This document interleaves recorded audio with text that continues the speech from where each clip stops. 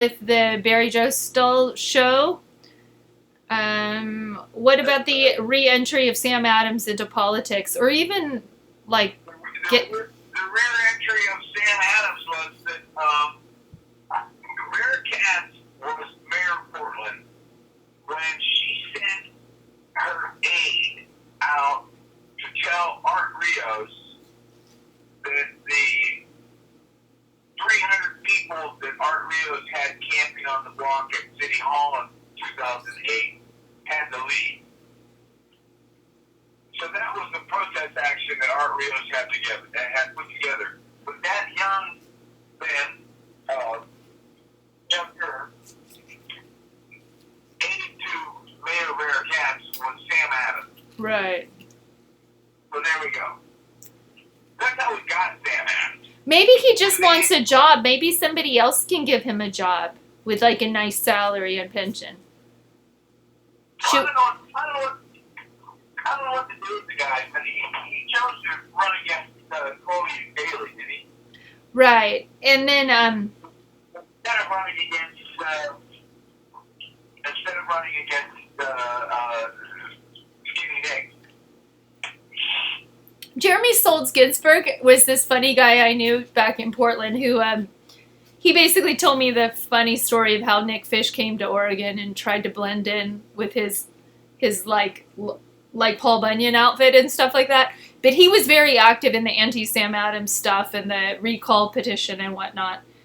But I think he's the one who told me he was up to something with his little underage boy in the bathroom of the city hall and whatever.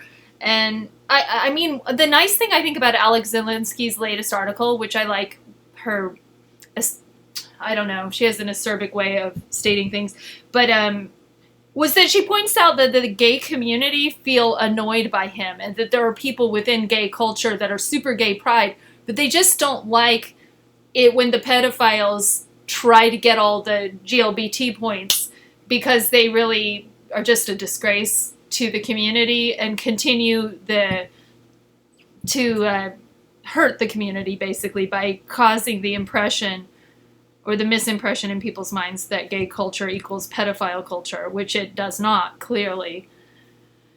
And so it's just like, why doesn't he know that? Or he doesn't feel that? I don't know. He doesn't understand. He's like Mr. Clueless, like abusive powers. He's Bill Clinton, right? So Bill Clinton's laid the law down about, oh, I can just act clueless about abusive power and then call it a day or something and go back to my sinecure. I liked it too that Alex Zielinski in her article also brings about like the do you realize like there's the female majority in city council and having so many women in city council all of a sudden that he wants to kind of return the patriarchy. Like that point is also lost to him. What happened to Loretta Smith? Is she coming back? Yeah, I don't no. What, Sam Adams against Chloe Eudaly, yeah.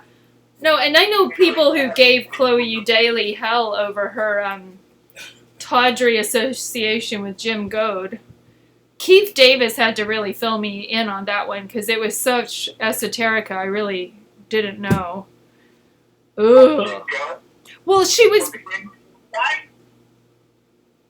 Jim Goad.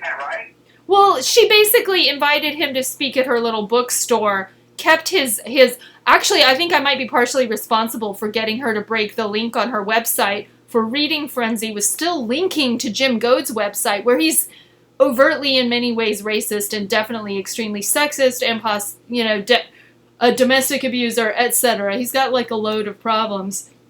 And she didn't really his book that he was touring for was called The Redneck Manifesto, and it was like, I guess Eudaly was just sort of like, it's over my head how it's racist, but it was protested by, like, Black Power people, like, Black rights people, whatever, sitting up front. So she was protested for having a racist speaker at her bookstore, and that was sort of People even criticized the way the Willamette Week, I believe, covered Goad because it was more just sort of like, let's glamorize the misunderstood racist because this is Oregon and we're clueless. And it's just like, oh, come on.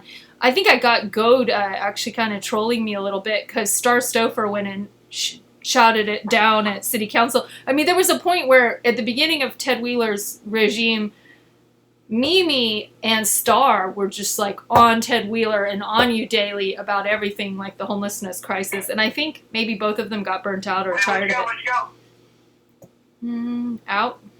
Am I back? Yeah. Yeah, but that's just a semi-ancient history. Wait, who are you talking about? Mimi? Mimi, yeah, I like that. Mimi German. She states things differently than I would, of course. Who's that?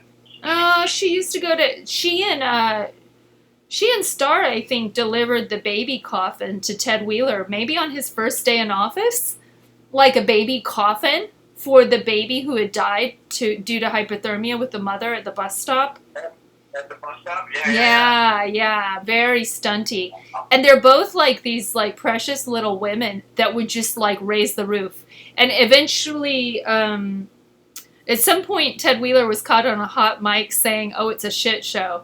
It's going to be a shit show. It's always a shit show," or something like that. It was just like, welcome to office, Ted Wheeler. It was kind of funny to me because Hales had done such a good job at like playing bop 'em on the head with like a certain number of activists that it's the beauty of spontaneous organizing or disorganized organizing that people emerge. And it was good to see Mimi and Star do their thing.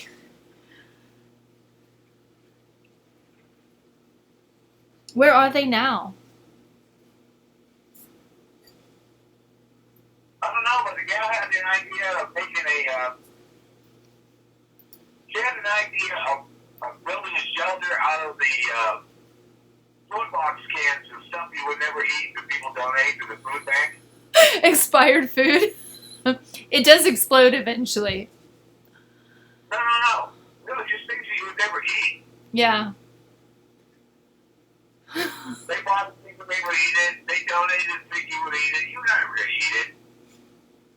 So you build your shelter out of it. So that was that was this one gal's idea for a art project, right? That's so.